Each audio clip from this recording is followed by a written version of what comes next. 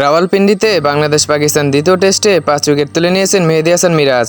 তার ঘূর্ণিতে নিজেদের প্রথম ইনিংসে 274 রানে অল আউট হয়েছে পাকিস্তান। 61 রানে 5 উইকেট নিয়ে রাওয়ালপিন্ডি স্টেডিয়ামের অনার্স বোর্ডে নাম উঠেছে এই স্পিনারের। ম্যাচের প্রথম দিন বৃষ্টিতে ভেসে যাওয়ার পর কার্যত দ্বিতীয় দিনে শুরু হয় মাঠের খেলা। টস জিতে বোলিংয়ের সিদ্ধান্ত নেওয়া বাংলাদেশকে প্রথম সাফল্য এনে দেন তাসকিন আহমেদ। আবদুল্লাহ শফিককে বোল করে ফেরান এই পেসার। প্রথম সেশনে লাঞ্চের আগে আর কোনো উইকেট হারায়নি স্বাগতিকরা। তবে বিরতির পরের সেশনেই শুরু হয় মিরাজের তাণ্ডব। 50 করা দুই ব্যাটার শান মাসুদ ও শাহিম আইয়ুবকে বিদায় করেন এই অফ ব্রেক স্পিনার। চা বিরতির পরও সে ধারা অব্যাহত রাখেন মিরাজ। এ যাত্রায় একে একে প্যাভিলিয়নে ফেরান খুররাম আলী ও আবরারকে।